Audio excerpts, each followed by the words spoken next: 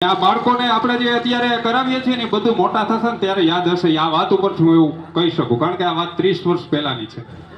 ત્યાંથી રજા પડી એટલે હાથે આપણે પતંગ બનાવતા. હાથની બનાવેલી પતંગ હું અને મારો એક મિત્ર કોટડિયા વિજય, અત્યારે જે હું કહું છું અદાણીની અંદર એન્જિનિયર છે, જેવી રજા પડી એટલે હાથનો બનાવેલો પતંગ એ લઈને અમે સીધા આવી ગયા અહીંયા ચોકડીઓ હતી ત્યાં ઉડાડવા માટે. અને સાહેબની ગાડીની છે અમે અવાજ પછી સાંભળ્યો, અમને એમ કે સાહેબ નીકળી ગયા છે. જો ત્યારે સાહેબની છે બીક એટલે પોલીસથી ઓછા બીએ છે ટાણો, એટલા સાહેબથી બીતા. અમે કીધું આ બધું ટાઈમિંગમાં કંઈક આપણે ખરાબ થઈ ગયું છે આમાં. સાહેબ આપણે કીધું નીકળી ગયા, પણ સાહેબને કંઈક કામ હશે એટલે સાહેબ છે નિશાળે ખરેખર ખોટી થઈ ગયા હતા.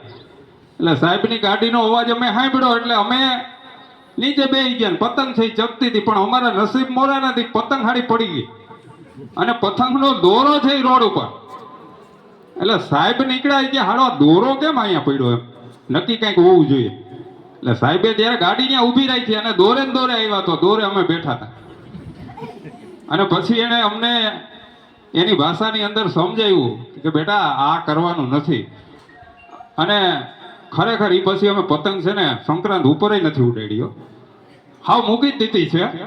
એટલે ગુરુ છે એની જે વાણી છે, એની શિખામણ છે, એની અસર છે એ દરેક બાળક ઉપર પડતી જ હોય છે. આ બાળકો જ્યારે પોતાનો ભાવ છે રજૂ કરતા હતા તો આ વાત છે ને મને આમ તો ઘણી બધી વાતો યાદ છે. મને યોગાસનો સાહેબ કરાવતા અને કહેતા કે ફરજિયાત લાલ કલરની બંડી ગોતી આવજો. હવે લાલ કલરની બંડી છે ને હાળી મળે નહીં, અહીંયા પછી એના માટે ઘણો બધો પરિશ્રમ છે કરવો પડતો. આવી બધી ઘણી બધી વાતો યાદ આવે છે. પણ હવે સમય છે એ પણ ઘણો થઈ ગયો છે, તો આપણે હવે સન્માનો છે લઈ લઈએ.